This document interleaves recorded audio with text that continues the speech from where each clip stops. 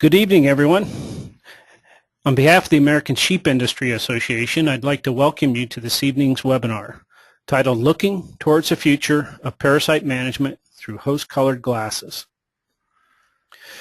My name is Jay Parsons, and I will start by saying thank you to the American Sheep Industry Association and its Rebuild the Sheep Industry initiative, along with the American Sheep Industry Improvement Center for sponsoring and funding this evening's program. We are very pleased to have with us this evening presenter Dr. Scott Bowdridge of West Virginia University. Dr. Bowdridge is originally from California, but he's since transplanted himself to the eastern U.S. He's currently assistant professor of food animal production in the Department of Animal and Nutritional Sciences at West Virginia University in Morgantown, West Virginia. And prior to that, he did his PhD work at Virginia Tech University in Blacksburg, Virginia. I'll be turning the program over to Dr. Bowdridge in one moment, but before I do that, I have a couple of logistics things to hold on to here. Okay, this program is scheduled for 1 hour and 15 minutes. The last 30 minutes of which is scheduled for questions and answers.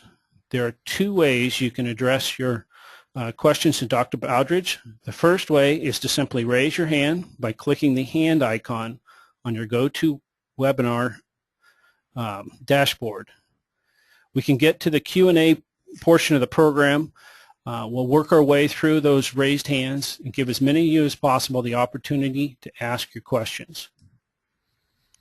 In order to ask your question, you will need to have a microphone either built into your computer or connected to your computer.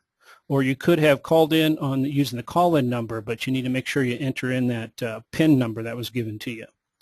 Don't worry, right now all of your microphones are muted by the webinar hosting software. But when we get to that portion of the program, if your hand is up and it's your turn to ask your question, we'll unmute your microphone and give you the chance to converse with Dr. Bowdridge directly. The second way you can submit your questions is by typing them into the question box in the GoToWebinar dashboard. You can do that at any time throughout the program, and we'll try to address as many of them as possible, along with the other questions during the Q&A portion of the program. If you think your location is pertinent to your question, keep in mind if you type it into that box, you'll need to let us know where you're located. Probably the easiest way to do that is just do a two-state postal abbreviation either at the beginning or end of your question if you haven't said it directly in there. The last logistical item is to let everyone know that this program is being recorded and it will be made available on the American Sheep Industry website. Their web URL is sheepusa.org, and you can access this and all of our previous webinars by clicking on our Rebuild the Sheep inventory menu item. In addition, all registrants for this evening's program will receive a follow-up email in the next few days with information on how to access the recording. So with that, I want to turn the screen and the microphone over to Dr. Bowdridge for his presentation.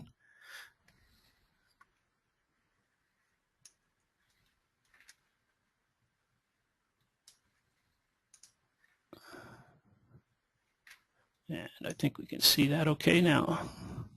Okay, so the floor is yours, Dr. Bowdridge.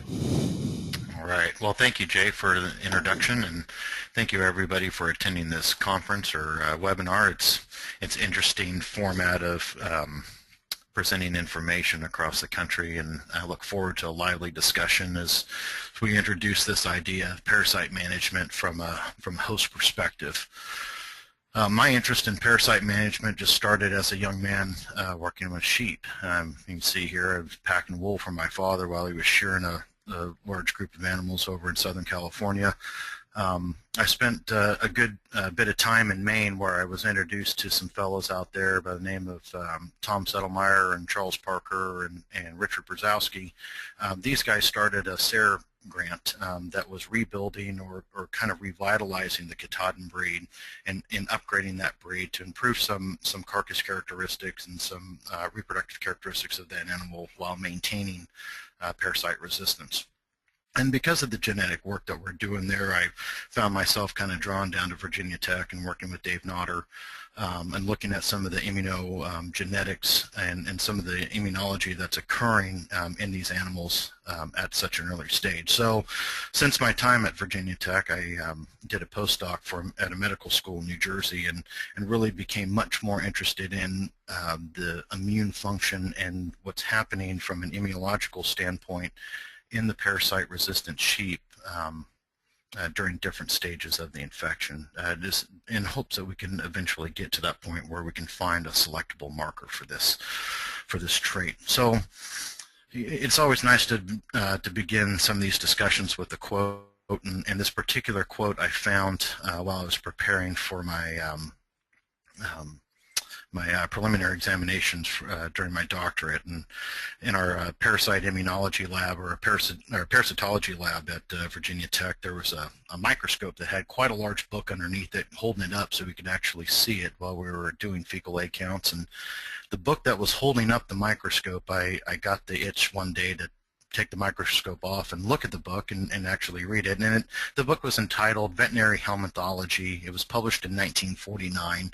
And I found myself just kind of fast forwarding to the part where they're talking about homunculus and some sheep. And I found this really interesting quote, and I've used it quite a bit, and I think it's a nice look backwards. So I just want to read through this and see what you think about it.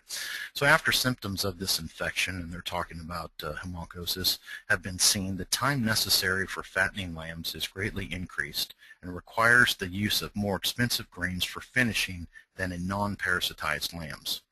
Therefore, the prime requisite of economical sheep production is raising sheep that do not suffer from parasitism. So in 1949, Dr. Morgan, one of the gentlemen who wrote this book, had the idea that we need to be raising sheep that don't suffer from parasitism because they didn't have any drugs to really use.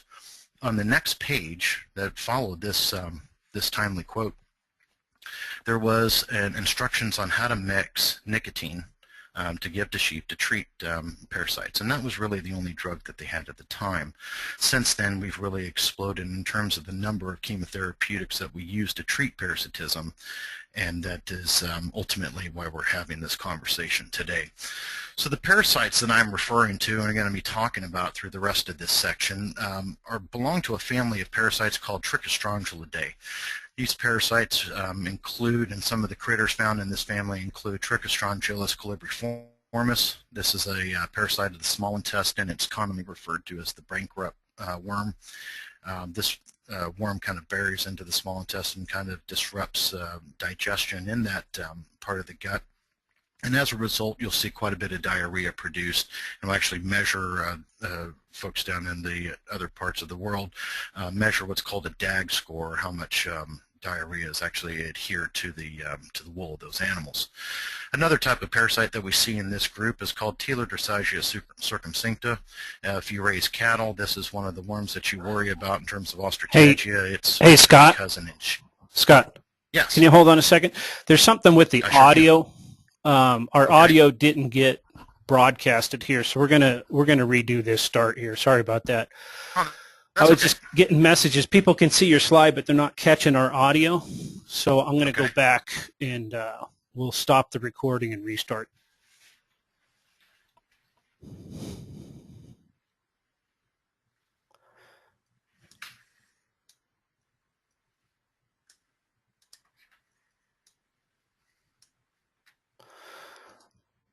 So I'd like to go ahead and welcome Dr. Scott Bowdridge of West Virginia University with his presentation, Looking Towards a Future of Parasite Management Through Host-Colored Glasses. Thank you for the introduction, Jay, and it's a pleasure to be here tonight. And I feel like I got a good 10 minutes of practice in the first time, so I can do this a little bit better the second time around. I hope everybody is going to enjoy this tonight, and I'd like to take just a little bit different look in terms of parasite management. I think most of us have been indoctrinated about the need and necessity to manage the parasite in the pasture, but I think that we've lacked the emphasis on looking at managing the host, or really kind of coming at this from a host perspective. So that's kind of where I'd like to go tonight. But since I'm fairly new on the scene, or new and kind of the nation, I just wanted to give a little bit of background about myself and how I got interested in this particular topic. I grew up on a small sheep farm in Southern California. That's me packing wool for my dad as he was shearing a group of sheep out there. And really my interest in this began as being interested in sheep and sheep production in general. I taught high school ag for a few years in Central California and then moved out to Maine and ran into a group of folks out there that had a SARE project where they were upgrading Katahdins by using Dorset and introducing some Suffolk and trying to improve the carcass characteristic of the Katahdin breed while maintaining parasite resistance. So Tom Settlemeyer and Charles Barker and Dick Brzezowski, those fellows really kind of guided me and got me interested in this particular area of research. And because we were doing some work with genetics, I just kind of migrated down to Virginia Tech and working with Dave Notter there, looking at kind of the immunogenetics and what's happening in the immune response in the parasite-resistant sheep upon infection with Haemonchus. And really, as I left Virginia Tech and did a postdoc at a medical school, we were really focused on the immunology and have become much more interested, and that's the basis of our research program here at WVU, is to look at the immunobiology of parasite resistance in the Katahdin hair, or in the St. Croix hair sheep. So to begin this discussion, I'd like to start with a quote, and the quote comes from kind of a different place. And I was in our parasitology lab at Virginia Tech, and we were doing fecal egg counts one night, and I got bored while we were doing all this and decided to take one of the books that was propping the microscope up and actually look at it for once. And one of these large books that were propped underneath the microscope was entitled Veterinary Helminthology, and it was a book from 1949.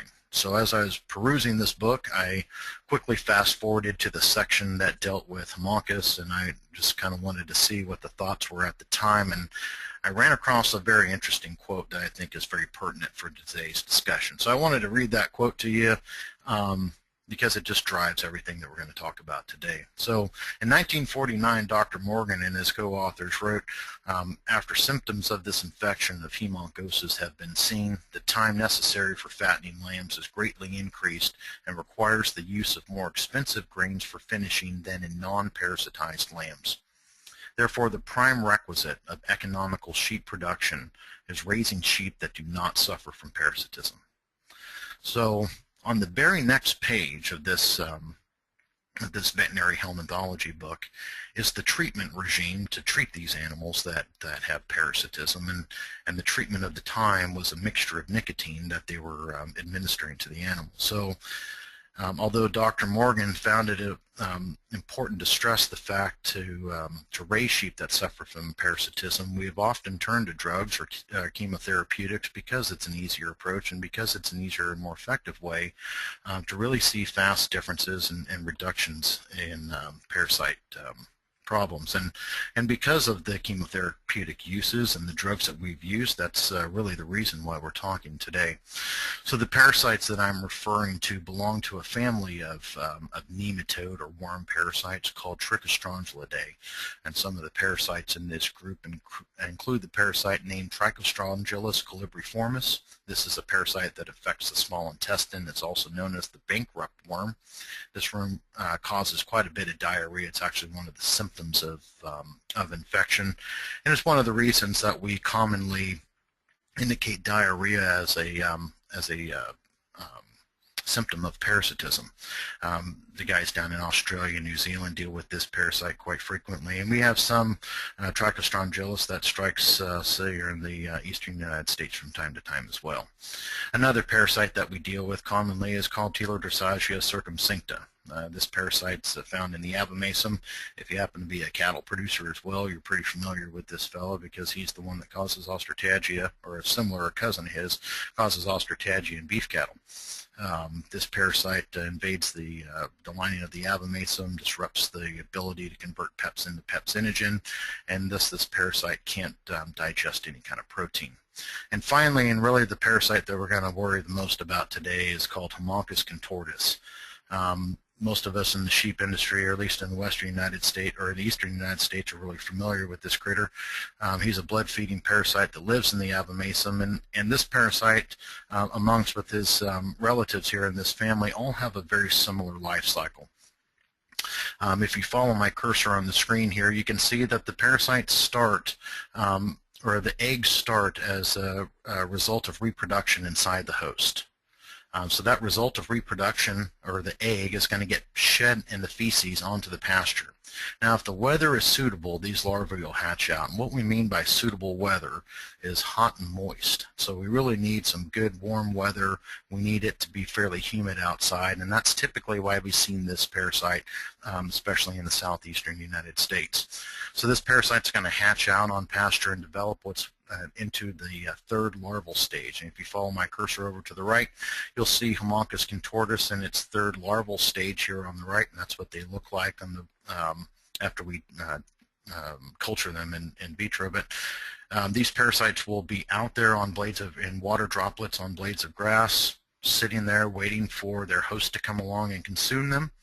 In about 2 to 3 weeks, we'll see those larvae develop inside the gut, and after that, or at about 2 or 3 weeks, we'll start seeing eggs shedding out in their feces. So these larvae, once they're consumed, are going to migrate with the digesta down to the abomasum.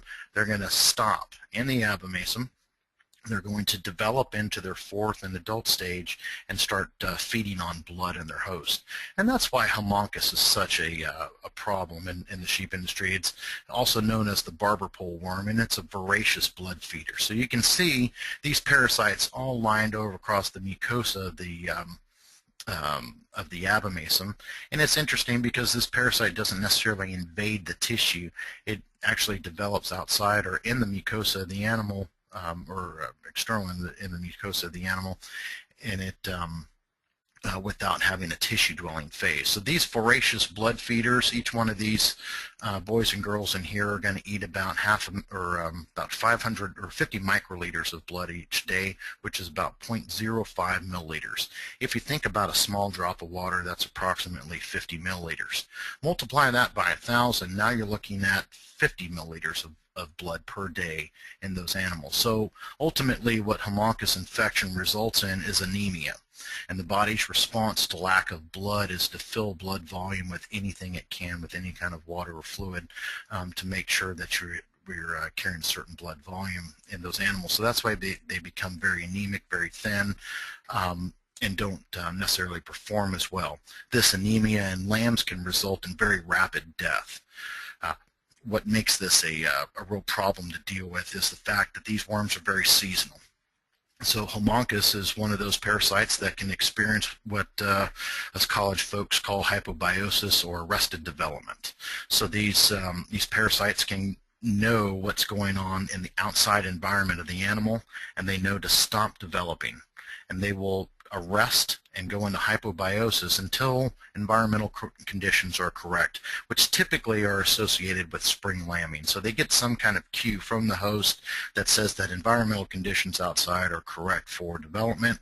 Those worms will continue development, and that's what attributes to what we call the spring rise phenomenon, especially what we see here in the southeastern, or further in the southeastern United States.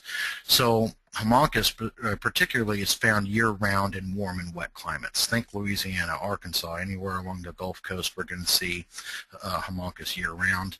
It's a summer parasite for the rest of us. So anywhere where it gets really cold in the wintertime, that's where we're not going to see Haemonchus so much over the winter. We're going to see more of that. It really needs that really warm environment. And in addition to its seasonality and its voracious blood feeding, it's also very prolific. These females are going to produce anywhere from 5,000 to 10,000 eggs per day. So ultimately, because this parasite has so many problems to deal with, most of our parasite management strategies have been focused on this critter specifically, in trying to manage its effect on parasitism.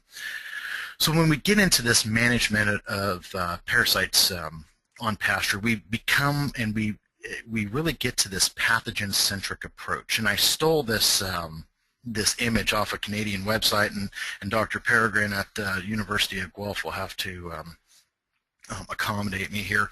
But what we're looking at is a very typical, very normal kind of plan to manage parasites on pasture.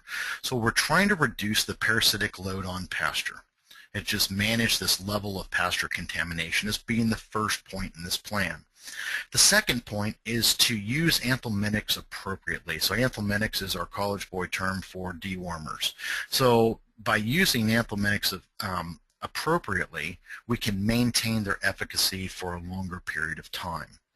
By monitoring and treating animals selectively and not using a prophylactic treatment, we're still hoping to maintain that anthelmintic efficacy.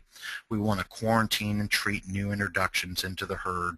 If we find any points of treatment failure, we need to investigate those by actually isolating some of those parasites and seeing what they're resistant to, and it all starts again.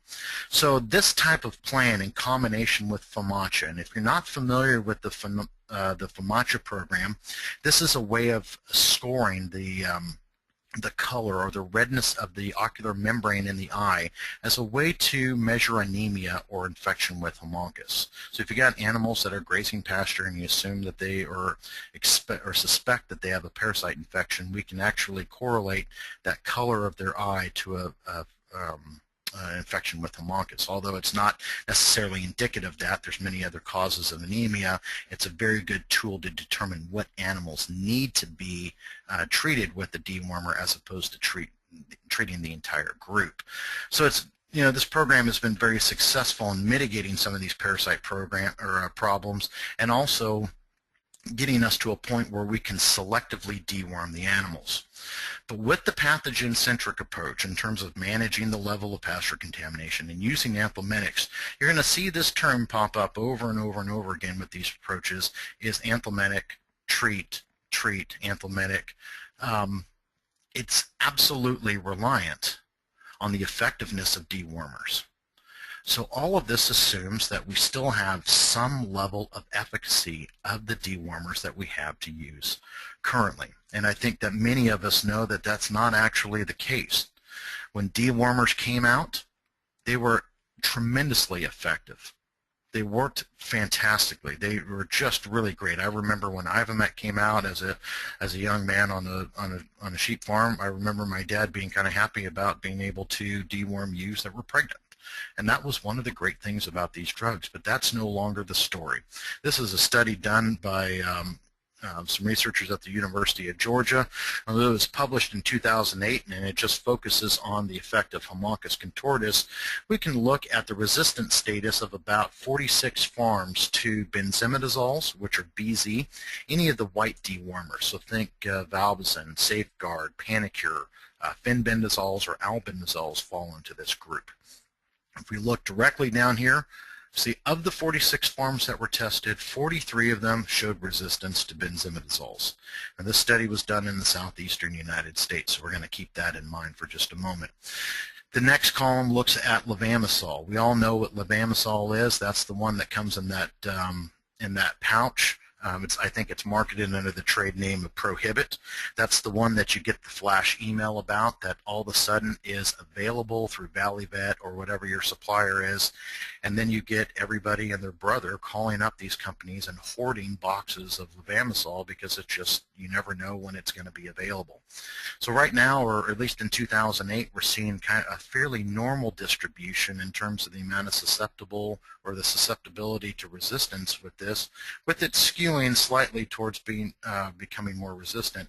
But you have to remember that levamisole is one of the oldest drugs that we have on the market. It's one of the first really good chemotherapeutics that was released to sheep producers. So we're going to see a little bit more history with that in terms of having some resistance. And then we come to ivermectin. So this is your ivermectin group, even though it's still the marketed under a generic name now. The ivermectin was great because it was safe to use, 10 times its effective dose. You could give it to pregnant ewes. You could give it as an injectable, as a drench. It just was a very effective dewormer. And we're not seeing that effectiveness anymore. At least in sheep, we're seeing that of these farms, and these are both of sheep and goat farms, we're seeing about 24 of the 46 farms tested showed severe resistance to ivermectin, and we're seeing a clear skew towards that resistant level. Now, moxidectin, which is marketed under the trade name Sidectin, moxidectin, a kind of a cousin to ivermectin, and acts in a very similar manner, but just with a little bit more potency, still has a fair amount of farms that have some susceptibility to this particular drug. Although this publication came out 4 years ago, I would suspect that this is moving down a little bit. But also, I would expect that that motion towards resistance should be slowing, because I think a lot of producers have really taken to the FAMACHA system and have really started to incorporate that. And it would surprise me if it was moving really fast, but I think the amount of producers in an area where there are a lot of parasites have really adopted the FAMACHA system and use it as a regular management strategy. So collectively, we got ourselves here. I am just as guilty as anybody else listening to this for overusing and prophylactically using dewormers. I ran a sheep farm in Maine for a short period of time, and I can tell you by the time I was done there, benzimidazole no longer worked, and ivermectin was going on its way out. So it's a management strategy that we thought at the time would actually be good to improve growth, and we actually end up shooting ourselves in the foot in terms of doing it a little bit too much. So dewormers are great when they work, but they have really kind of let us down. Now, if you're thinking that you're in the western United States and this stuff isn't happening out there, I would just be a little bit cautious about a statement like that. I have a friend, one of my friends from my college judging team is a high school ag teacher in Escalon, California, and she calls me from time to time to ask me to help with some science fair projects. And so we did a study and looking at some anthelmintic resistance on 10 farms in the Escalon area of Central California, grazing some sheep on irrigated pastures. Each of the farms were using some different dewormers there. So if we look at what we call fecal egg count reduction, that's our way of testing efficacy of dewormers kind of in the field. So we take a fecal egg count at the time that they were dewormed, and we take another fecal egg count 2 weeks later. We subtract those two numbers, divide them by the original number, then we get a percent of fecal egg count reduction. So Ivomec, one of our kind of favorite drugs to use in this particular scenario, had a fecal egg count reduction of 16%. So we normally expect if a drug is highly effective, we expect about a 95% fecal egg count reduction. We're getting 16 with Ivomec. We're getting 14% with Sidectin. In the sheep treated with valbazin, and this is one of our benzimidazole dewormers, one of the white dewormers, the fecal egg count after treatment was actually higher than it was prior to treatment. So in this particular scenario, we're saying that valbazin or fecal egg count increased after valbazin treatment by about 56%. So valbazin in this particular scenario wasn't working. So if you're thinking you're in the western states and you're immune to this particular phenomenon and it's only a problem that's occurring on the eastern side of the country, I think we have to rethink that particular philosophy. I've talked to some folks in Nebraska or at the Meat Animal Research Station. They're having problems with anthelmintic resistance, and I can think anywhere where there's grass growing and we have sheep grazing, we're going to have some level of anthelmintic resistance. So because we have such a problem with anthelmintic resistance, if you have a developing problem with this, please do not stop using FAMACHA. If you haven't started using FAMACHA, find a training session. There's a website called the American Consortium for Small Ruminant Parasite Control. There's a list of trainers in each state where there's training sessions available. If you haven't done this yet, I implore you to find a training session and really start incorporating FAMACHA as a part of your parasite management strategy. But I think that FAMACHA alone, just like any one tool alone or any one trait selected for, is a failed approach. I think that we have to use this as a part of an integrated approach to parasite management. We consider some other control strategies that you've probably heard some other talks about in terms of using rotational grazing or incorporating treatment with copper oxide wire particles, or even introducing high tannin cultivars in your pasture swards. All of these with FAMACHA should have a fairly good effect on reducing parasite load during the grazing season. But I think that we also have to consider one other thing, and that's looking at parasite-resistant sheep. Now, if you add parasite-resistant sheep to this mix, I think that you actually get a lower parasite burden ultimately, because you got animals that know how to deal, or at least are capable of managing a parasite infection inside themselves.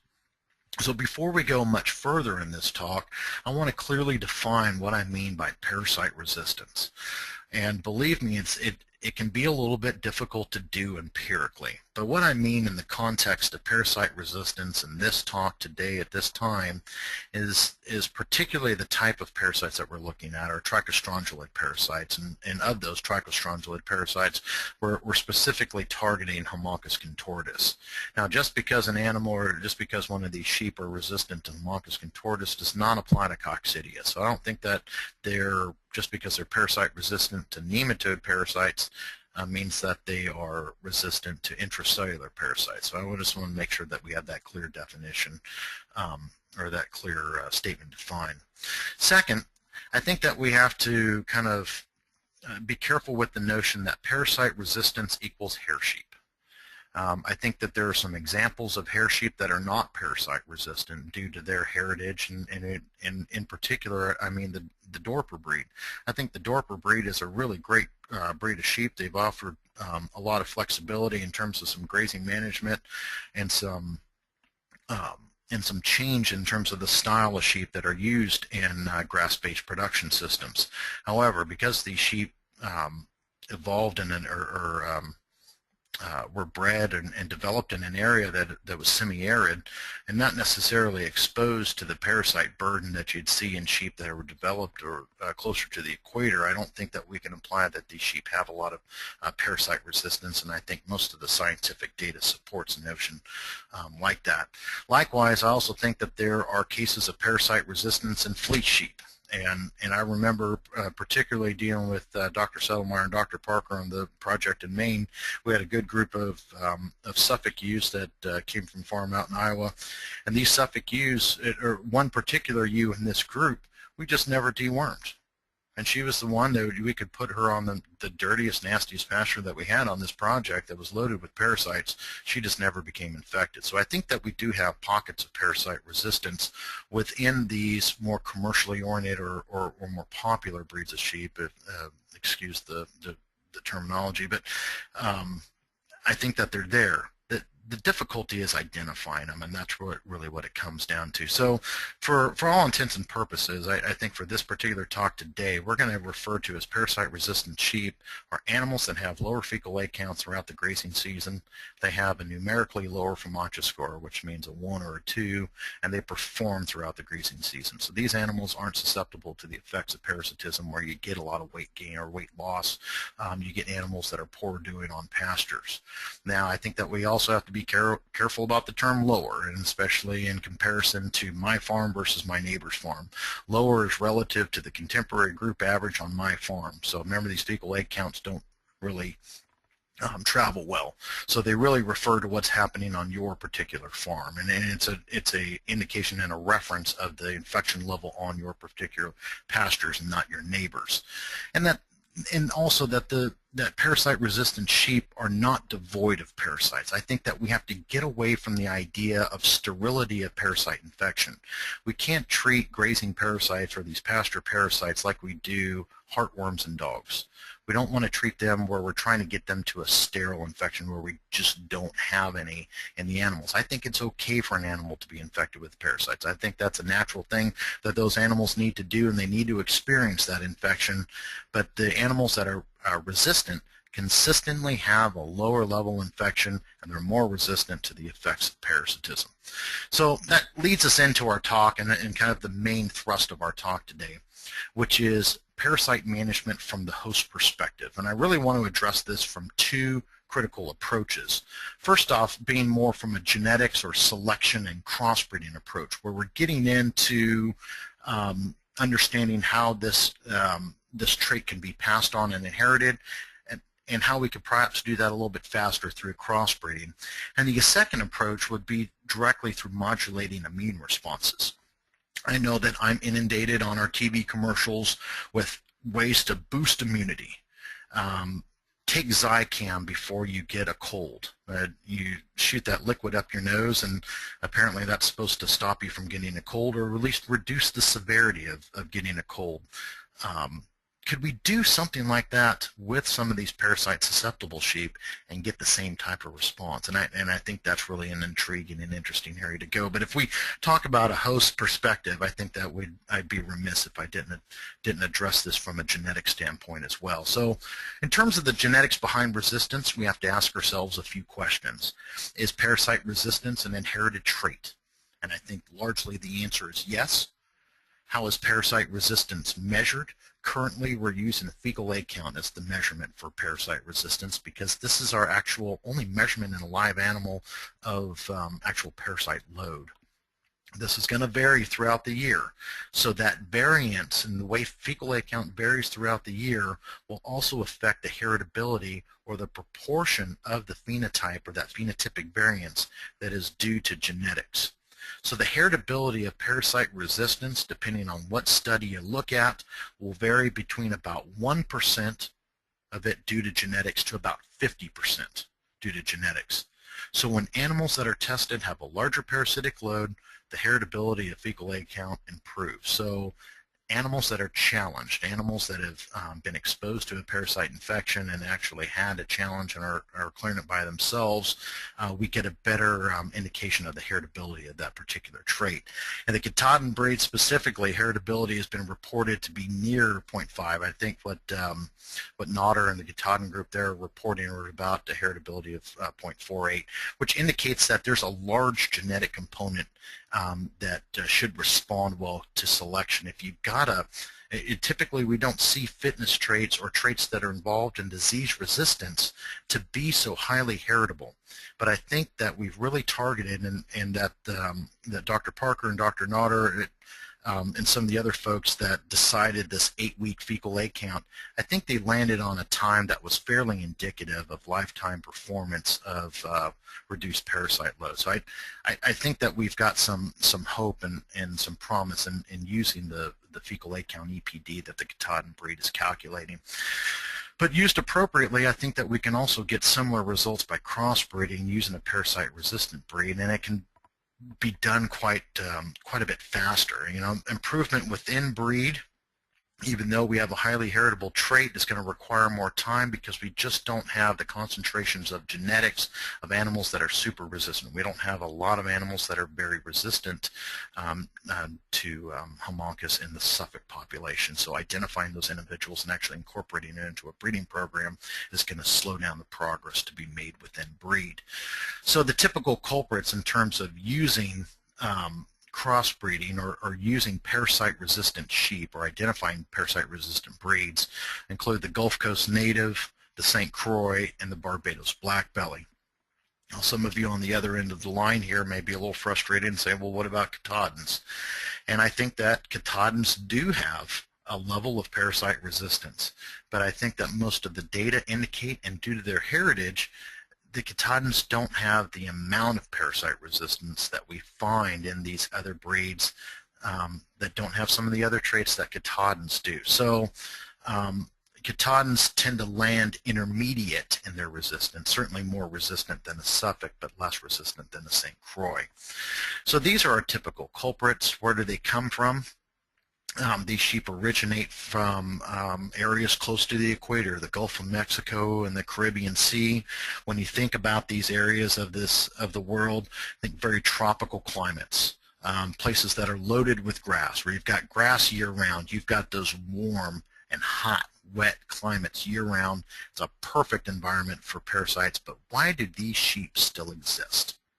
And that's really what my focus has been on in my research at WVU since I came here in February of 2011. We wanted to see what happens in the St. Croix sheep during their first infection, the first time that they see a parasite infection. And we can do this because we can lamb parasite-resistant sheep on an elevated floor barn. And what happens is those little babies are never exposed to to any pasture parasites. They've never been exposed to any pasture. So we can create what we call naive lambs, and that's this first line here. These are naive lambs. Then we can give them their primary or initial infection, and that's this group right here. And the challenge infection group, or the challenge group, are a group of animals that have received a primary infection. They were dewormed 5 weeks later. They were rested for 4 weeks and then reinfected. So if you take a look what happens when we do this on this elevated floor barn at West Virginia University in Morgantown, across the x-axis are weeks after infection, on the y-axis are fecal egg count and eggs per gram. You see that the primary infection, about 3 weeks after infection, what we normally expected, the fecal egg count goes up. It rises, it rises up here to about 3250, and then it drops to 0 by 5 weeks after infection. There was no dewormer given to that group of primary lambs. They did that by themselves.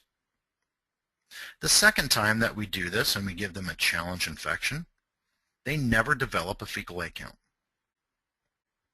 So their fecal egg count across all time points after receiving a dose of 10,000 Haemorrhagis contortus larvae, they never develop an infective load. Now if you compare that to Suffolk crossbred lambs that experience the same kind of environment and the same type of experimental design, these naive lambs across the x-axis, you can see in blue, they never get an infection. No egg output from those animals.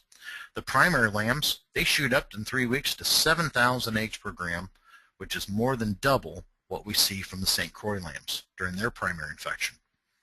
But the Suffolk crossbred lambs are not able to clear the infection by themselves. During the challenge infection, same thing over here, we see these lambs actually develop a fecal egg count, and they can't clear it. So what we think and what we hypothesize and we suppose is happening is that these animals just aren't developing a proper or full protective immunity to the parasite. Even though we're seeing a reduction in the amount of eggs per gram produced, we're not seeing as much reduction as we see in the St. Croix lambs, and this level of infection is still quite high. If you look at this challenge infection, it's more akin to the primary infection in the St. Croix lambs. So, is this difference large enough for you to begin thinking about incorporating St. Croix sheep into your breeding program? So the problem and the confusion, or not necessarily the confusion, but the really key and the holy grail of the future of genetic selection is the ability to identify resistant individuals without requiring that they become infected. So if you are to use St. Croix sheep in a breeding program, how do you know that all of those resistant genes got transferred to that progeny? We just don't know after each crossing how those genes are segregating and going with those animals. We can still use fecal egg count as a means to select for that, but it's just not a test that can be done at any time, regardless of age, production system, parasite exposure, or breed. We just don't have that test. We don't have a scrapie resistance test for parasite resistance. Ultimately, the reason that we don't have that scrapie resistance test for this trait is that there's a small likelihood that parasite resistance is controlled by a single gene or just a simple marker. It's more likely a quantitative trait that's controlled by a multitude of different genes. But really getting at the genetics of this trait is going to require that we understand the mechanism that's actually controlling parasite resistance. And I think that mechanism, and I think what most of my colleagues would agree, that mechanism is immunity. So the rest of this conversation, the rest of this discussion is going to focus a little bit on immunity, and I don't want to scare anybody off. These are all really great images, and I want to walk everybody through here step by step. So we're going to ask a series of questions and try to answer those with some data that I've generated through my dissertation work and some of the research that we've done since I've been at WVU. So what happens in a parasite-resistant sheep after they ingest a parasitic larva? So the first thing that happens is that they recruit cells to their abomasum. So if we look at this first slide, so all this slide is, as we all know, if you've opened up an abomasum before, there are folds inside the abomasum. And what I've done is I've taken one of these folds, I've cut a section of them out, I've laid them up on their end, and we just take a very fine section of that. That's about 5 microns thick, so about half the thickness of a fine wool merino piece of fiber. And I've laid that down on the slide and stained that, and what we can do is see the different cells that are infiltrating the area. So in uninfected animals, you don't see a propensity a lot of purple cells. So they're here as we go through the villi of the mucus of the abomasum, but not like what you see here. So here's a susceptible sheep at, so this was a three-way cross, a Rambouillet, Finn, and Dorset cross that was at Virginia Tech. And you can see that there's a lot of these purple cells that are surrounding the basement membrane of the abomasum. But if you compare this and all the purple that we see here to the massive amount of purple that you see here, I really call this picture kind of an eye of inflammation.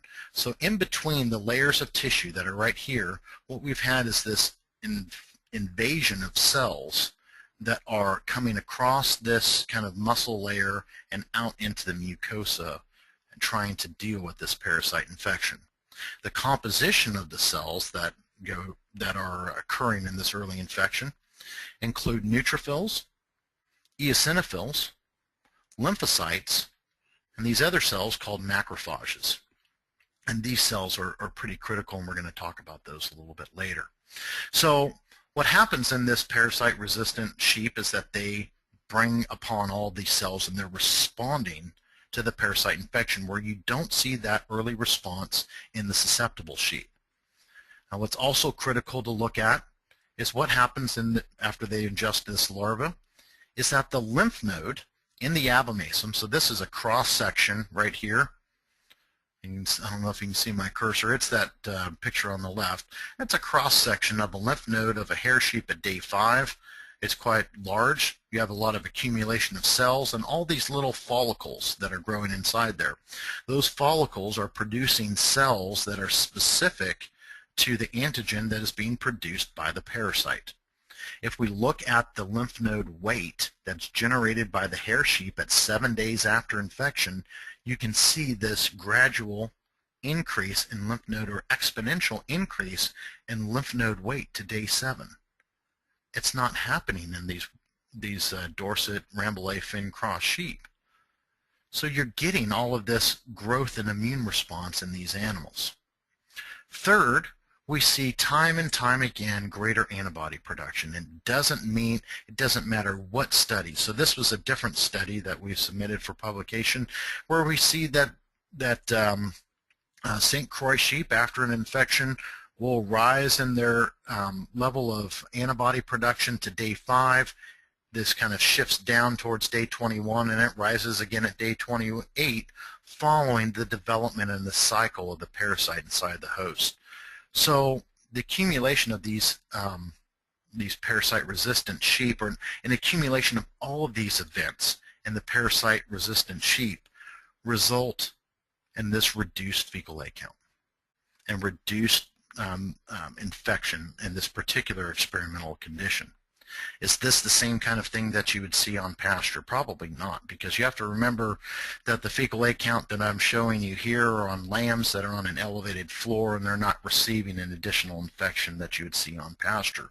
But a similar condition occurs, just not as pronounced. So is this difference large enough for you to begin to think about incorporating St. Croix sheep into your breeding program?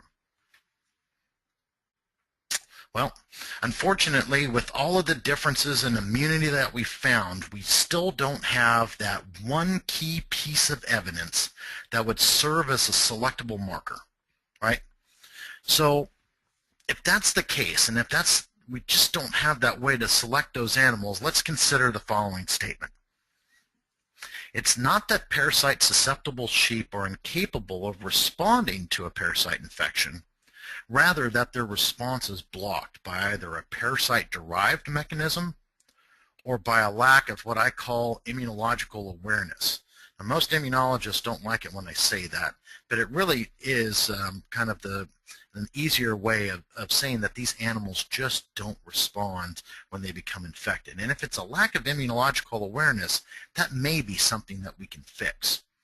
So we did this small study at Virginia Tech, and pardon me if we get a little super scientific on you.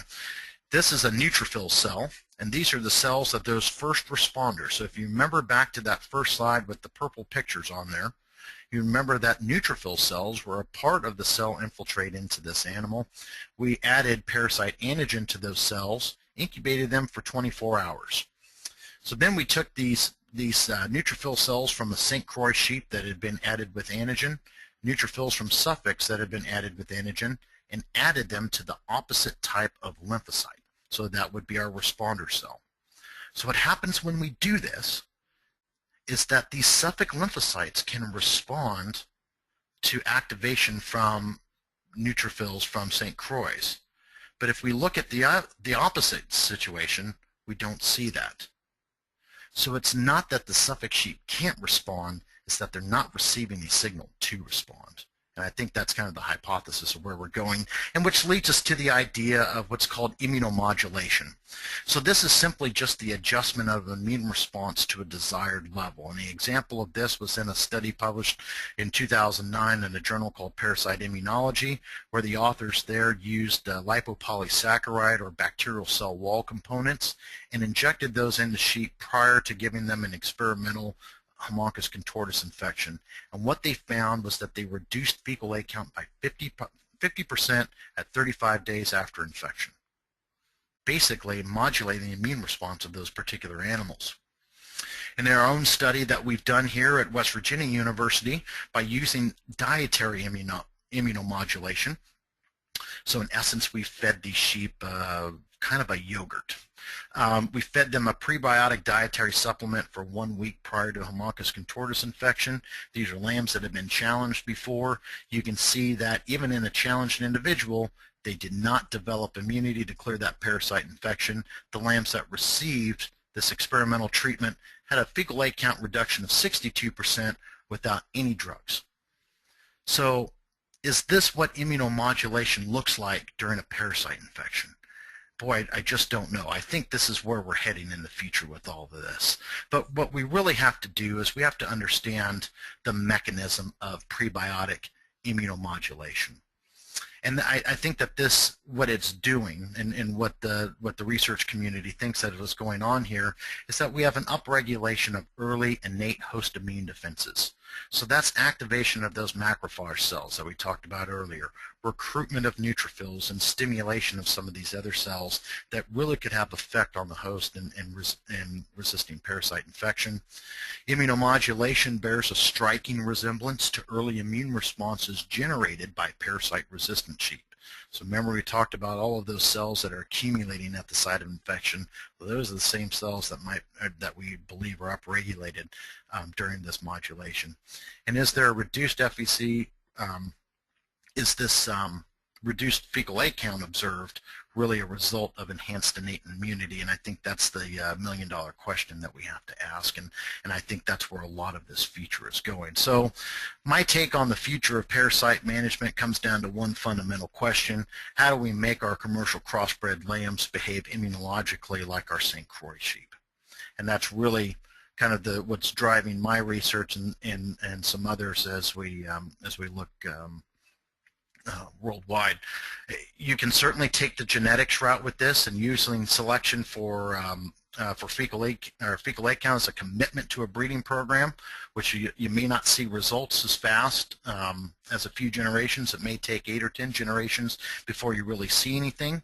We know that we can improve the speed in which you're going to observe improvement in fecal egg count just by crossbreeding. But I think that we have to consider some of the other effects of crossbreeding in terms of reduced carcass size in those animals. You can have a serious impact on wool quality depending on the breed that you use. And then it really comes down to the question of accurately selecting those crossbred parasite-resistant progeny, and that becomes the difficult thing the further you get out from that initial cross. So I think that there's a role for immunomodulation, it's an advantage for purebred producers. You don't have to give up the ship. You don't have to incorporate some of these parasite-resistant breeds that may not be your cup of tea. And this I see as a really simple and fairly logical solution for some of these purebred producers, but I don't want to get everybody excited too fast. We've got to verify the efficacy of this immunomodulation on parasite reduction. We've seen a few studies that are working on this, and I'd hate to get everybody excited on something that doesn't end up panning out, but I think this is really there's a lot of good science behind this that can drive this forward. We've got to characterize that upregulated immune activation that's occurring both in the hair sheep or both in the St. Croix sheep and these immunomodulated animals, and we've got to understand the effects of immunomodulation on the whole animal before we start transferring this technology to be used on farm. The great thing about this is that in terms of the food animal integrated research proposal that's put forth by the Federated Animal Science Society, it has been identified as one of their key topics. So that's improving animal health through feed. What that means is that this provides researchers an opportunity to have an advantage in terms of applying for grants to specifically fund this type of research, and it provides sheep producers some real answers that can be come down the line. So in closing, I think that there's some exciting times ahead. I hate to look through this from too much of a rose-colored glasses standpoint, but I really am excited in terms of the future of immunomodulation in dealing with parasite problems. I'm excited about a better understanding of parasite infection in these sheep and really helping out producers deal with this problem. So there's a few people I need to thank with all this. My immunology lab at West Virginia University, my collaborators at Virginia Tech, both Dr. Scott Greiner and Ann Zajac, and the funding support that we've received both on a federal support and in our private funding support. And with that, I'm happy to address any questions that you folks may have. Thank you, Scott. And we do have a few questions that came in during the presentation, and I'll go ahead and ask one of them to start with, and then I'll get to some of the other ones that have been typed in. And if you want to ask your question verbally, once again, just click the hand icon and raise your hand, and then assuming you have a microphone connected, we'll be able to go ahead and call on you. Okay, one of the questions that came in early on was, does anyone know if there is an online FAMASA training? And this, you mentioned that website again, the American Consortium website. Mm-hmm. Would you mind repeating that and give some people directions for this type of training when there's nothing available on the ground in their area? That's the tough thing, because there's a restriction on the administration or the deliverance of the charts to producers. We really want you to get your hands on some sheep and pull their eyelid down and really show you in person on some animals that are infected. So unfortunately, online training is not something that I know of personally to be developed. There are some regional trainings, and I think that website is the American Consortium. So let me spell this out as we go. American Consortium of Small Ruminant Parasite Control. So that would be ACSRPC. I think there are links to that website through Susan Shonian's sheepandgoats.com website, where you can get access to some of those trainers that are in your particular region. Okay. And we have some hands up, so I'm going to go ahead and call on one of the people there. Kevin Triller, if you're out there, I'm going to go ahead and unmute your microphone and see if... are you there, Kevin?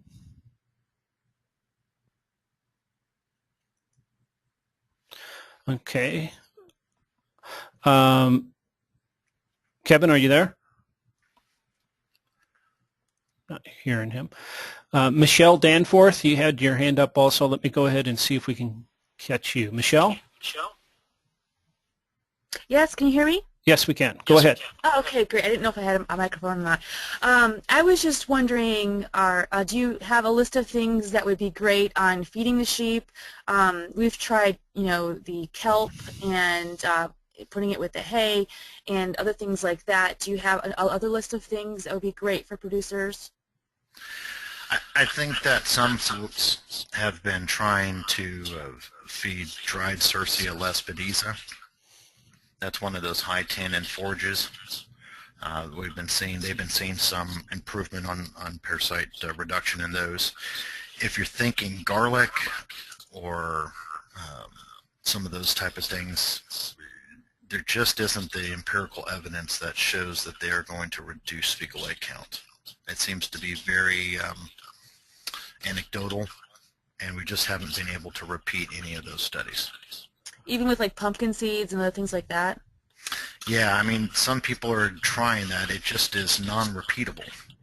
So sometimes it works and sometimes it doesn't. Okay, thank you. Thank you, Michelle. Scott, one of the other questions that came in was, can we consider vaccinating our wool sheep to encourage immune reactions? That's a great question, and I think that's kind of where we're headed eventually. And Jim Miller and some other folks, both in Louisiana and internationally, have toyed with the notion of vaccinating animals for parasite resistance. Unfortunately, we just have not gotten the great vaccine response, and whether that's a function of the adjuvant effect or the carrier of the vaccine or the particular antigen itself, it really isn't known. We don't know, and this goes for a lot of different models, we don't know what the immune response is targeting on the parasite. So what we're doing is just guessing. We're guessing that they're getting this one particular protein.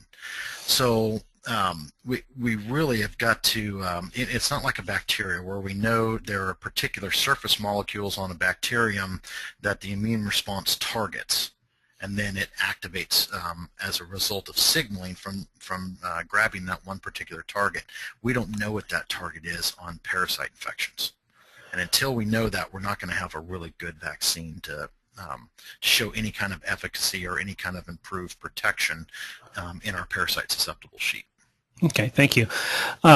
Another person with their hand raised, Nicole Heath. I'm going to go ahead and unmute your microphone, and if you're there, Nicole, can you hear us?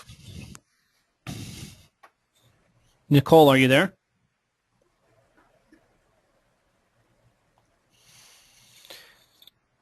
Sounds like she might have her microphone working. But... Okay, let's go to one of the other submitted questions that we have here. Has to do with getting some questions on feed additives.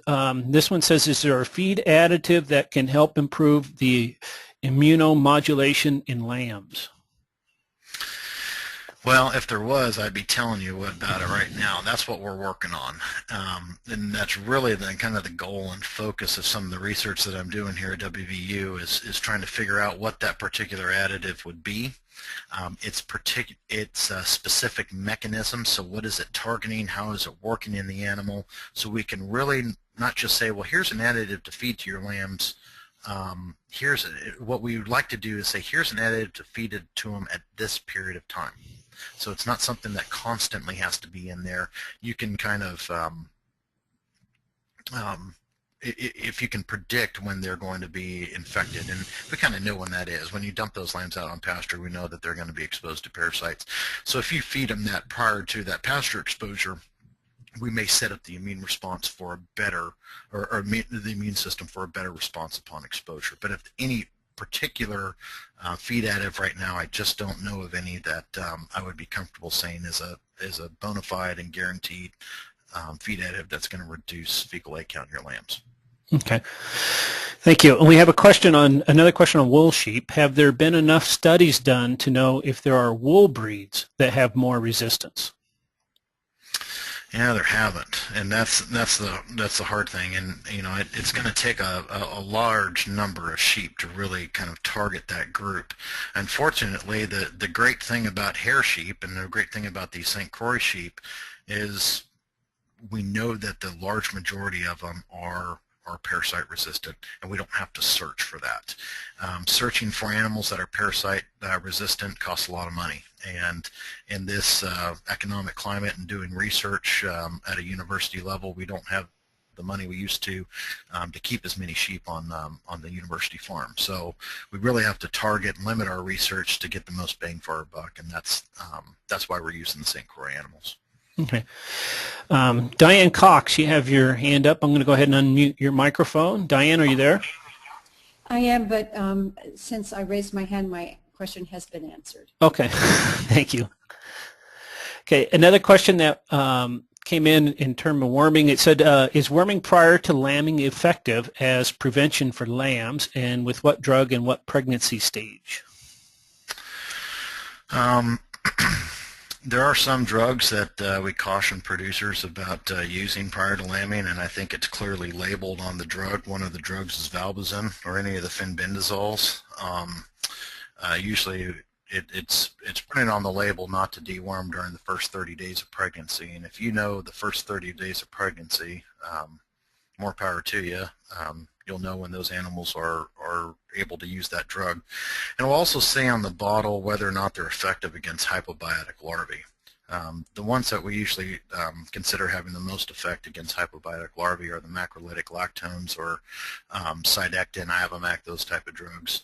Giving them prior to lambing can have a potent effect on those animals, as long as they use, and this is really the key, as long as you allow them, or even allow the hypobiotic larvae to, or allow those ewes to shed their eggs inside a barn and not out on pasture. And I think that's really what the key to comes down to, is a little bit of drug treatment and a little bit of knowledge about when those ewes are shedding eggs. And they're going to shed eggs in that periparturient period, 2-3 weeks before lambing, and that time after lambing when they're slightly immunocompromised. So that's when those ewes are going to shed lambs. Then your lambs are going to pick up those parasites about 30 days later, and thus results in spring rise and those lambs getting infected right around weaning.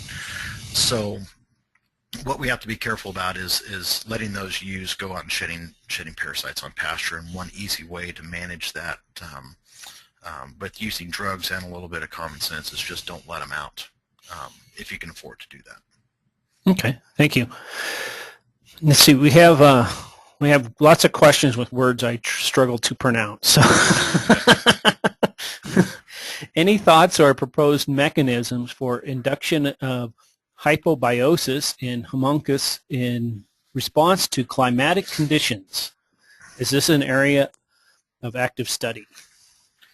It's tough. We can't raise homuncus in vitro. So because homuncus requires the host to develop to the adult stage, we really have no way to model what happens inside the animal in an environment that we can control. The best information that we have was published in some articles, probably, I think it was maybe 2 years ago, by a guy named Beasley. And what they did a series of studies looking at the effect of pregnancy hormones on the initiation of not initiation, but the worms coming out of hypobiosis. And I think that's where most of our correlation comes. So as you think about what's happening as you get closer to pregnancy, progesterone levels are dropping inside the ewe. You're going to have a breakdown of the corpus luteum. You're going to have less progesterone and more prostaglandins being produced by that ewe. So that certainly could be one of the signals, but I just don't think we have, again, that really key mechanism. And I think for the worm coming out of hypobiosis, I think it's largely due to some of those pregnancy hormones. But what causes them to go into hypobiosis, I think, is much of a mystery. Okay.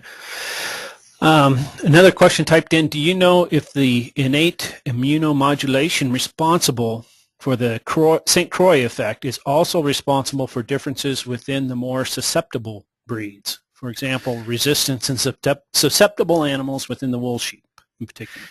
Yeah, and that's exactly what's happening. So we didn't modulate immune responses in the St. Croix sheep because there's no need to. And actually the St. Croix sheep, and some of our early data is suggesting that the St. Croix sheep don't respond to immunomodulation. So we're only getting an effective immunomodulation when we do it in animals that need it. So what we're seeing right now in terms of the animals that we're immunomodulating in the Suffolk crossbred lambs is that they are generating a lower fecal egg count. We are seeing a higher recruitment of some of these innate immune cells that are at least getting in the periphery and the blood. We're working on we're right in the middle of doing the more specific and local immune response at the site of infection. So I'm encouraged and hopeful for some of that data as it comes out. Okay.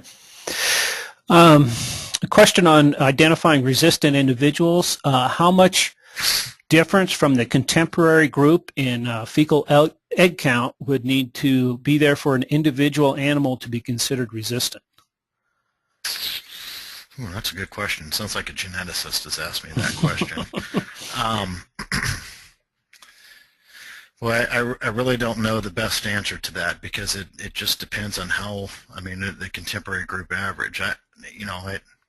I usually think that an animal that has less than 1,000 H per gram is something that you want to shoot for. But it just depends on the particular scenario on how much of an emphasis that you want to put on that particular trait.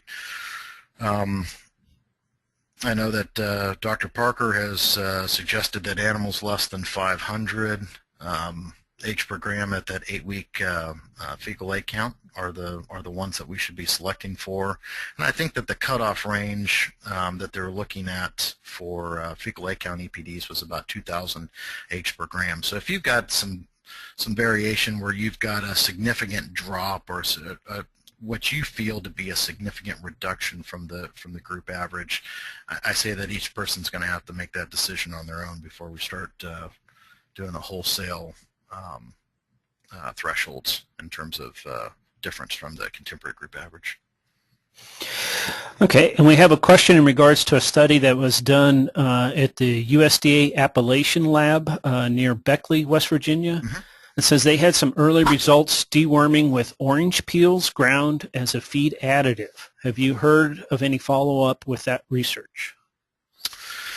Well, since that station has been closed, there will be no follow-up on that part of that research.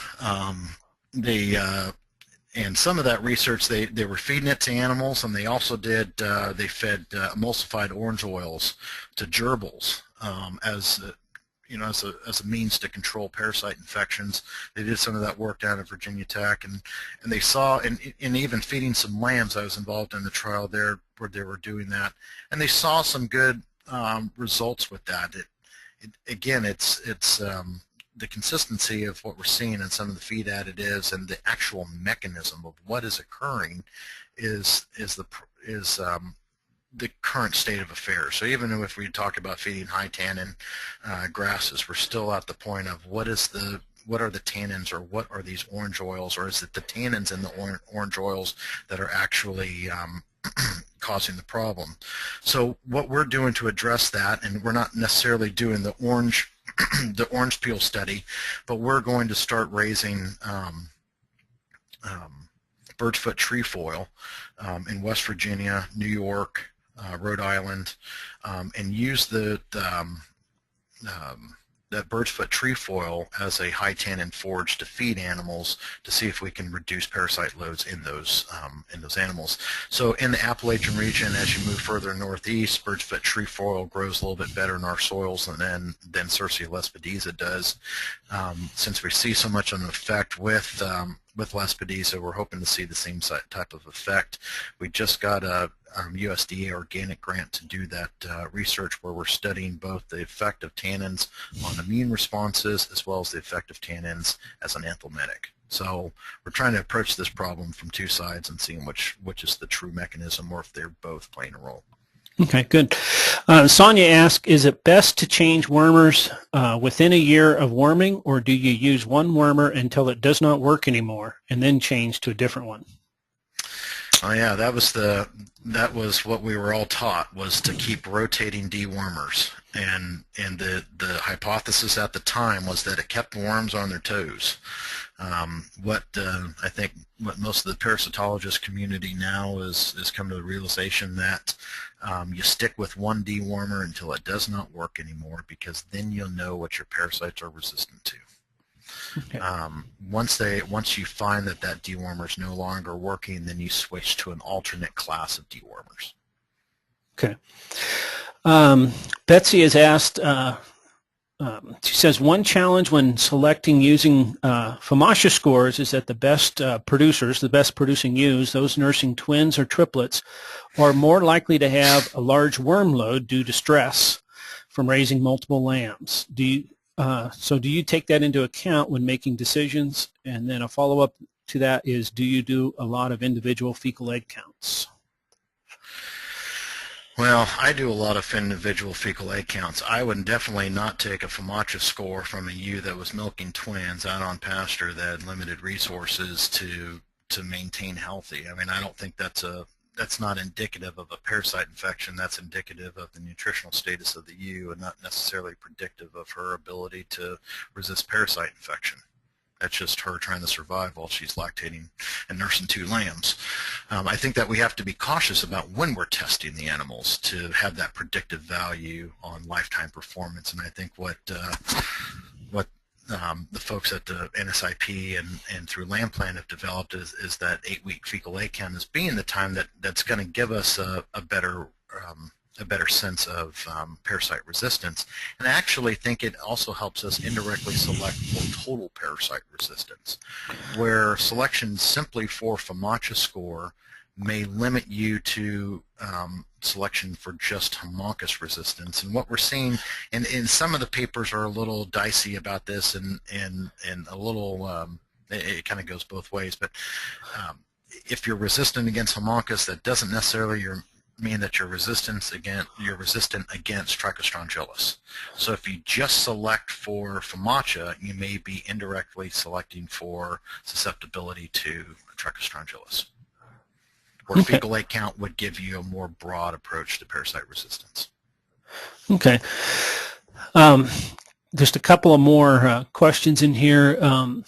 Bud is said he had a problem with the homuncus cotortus last spring, and he asked the question, can you recommend a safe wormer to use on young lambs, 3 to 4 months of age?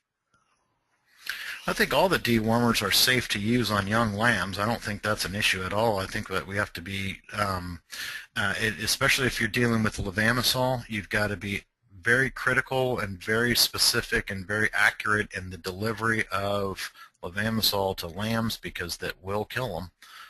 If you overdose levamisole.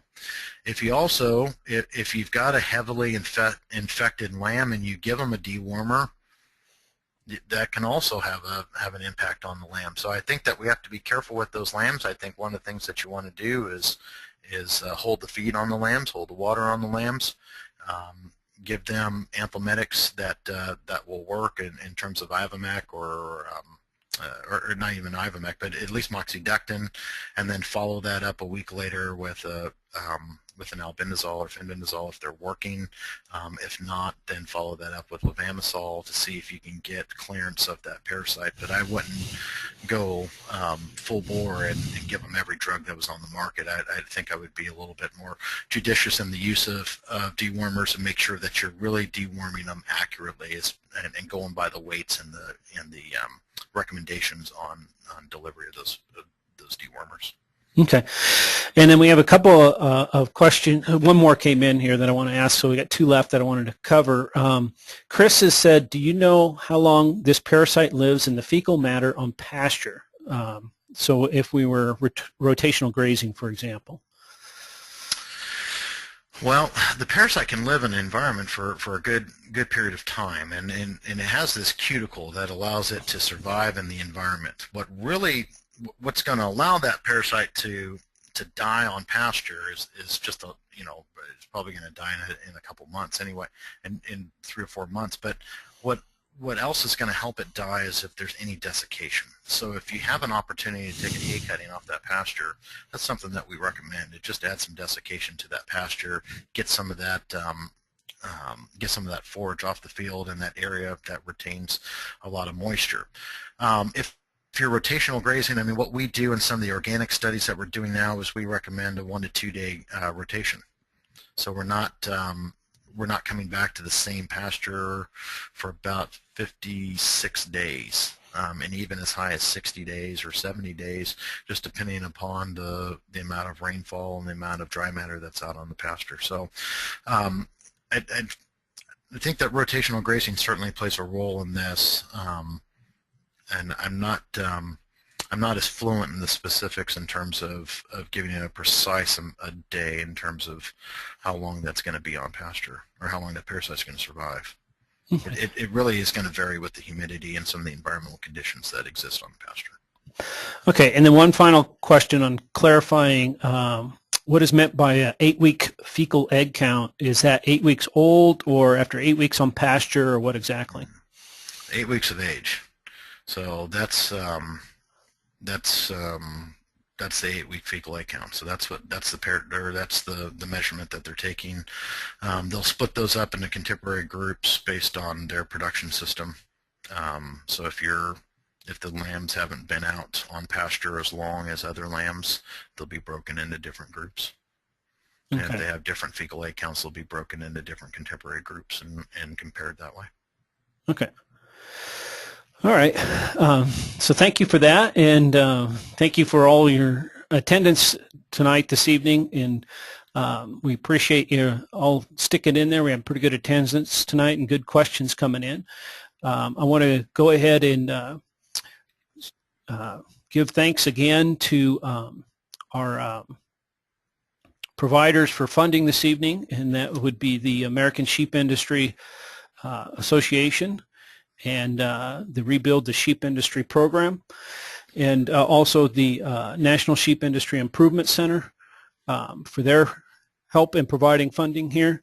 You should be seeing on your screen right now my email contact, and right below that at the bottom of the screen is the growourflock.org website, which is a part of the American Sheep Industry website, and it's on the resources page there that you will find the recording for this and for all of our seminars, webinars that we've been putting on here this fall. And also you will be receiving a follow-up email with a link in it that will take you directly to the recording for this webinar.